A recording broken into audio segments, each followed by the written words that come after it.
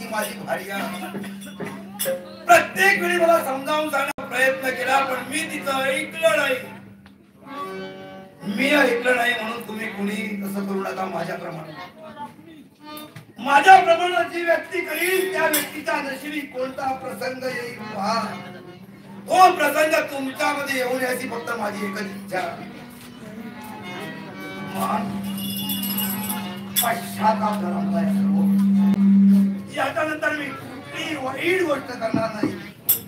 तुझ्या समवेत जिवंत असेपर्यंत संसार सुखाने ही असता सारी मुलं माझी आहेत म्हणून त्यांचा मी सांभाळ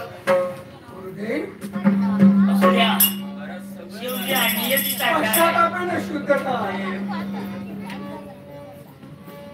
याचं लग्न हिच्या बरोबर याचं का प्रश्न एकच पडतोय कारण त्या मुलीचं लग्न पुन्हाचं लग्न झालं नाही पण विचार चालले ते आमच्या ध्यानातही येत आहे. लक्ष्मी आपण एक माणूस तुम्ही म्हणून साधा विचार करूया.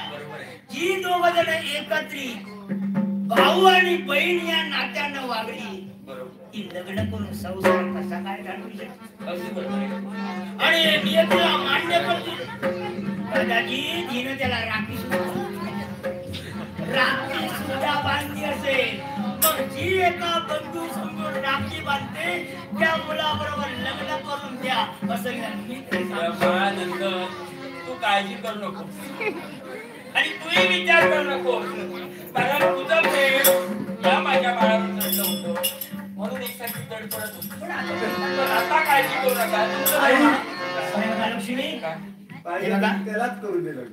पुढे येणारा काळ तो फार वेगळा आहे पण आता आपण ज्या काळात वावरतोय लक्षात घ्या मी काय बोलतोय ते ज्या काळात वावरतोय त्या काळात राजकारत्यांना 2-2-3-3 लग्न करण्यासाठी काही हरकत नाही. त्याला विचारा असेल आणि सांभाळायला जमत असेल तर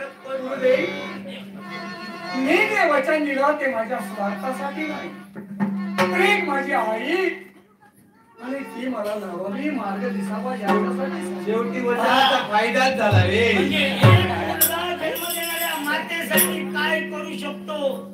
कदाचित या नंदनने तिला शब्द दिला असेल तुझी असेल ती इच्छा पूर्ण करील पण जो मुलगा तिच्या गर्भात वाढला ज्या आईनं त्या मुलाला लहानाचा मुलगा केला त्या आईसाठी मुलगा वाटेल ते दिव्य करायला त्याच्यासाठी जगाने शाप दिला तरी चालेल शिव्या दिला तरी चालते. तेव्हा तुम्ही जर दोघंही समजून करा एकदा त्याला माफ करा.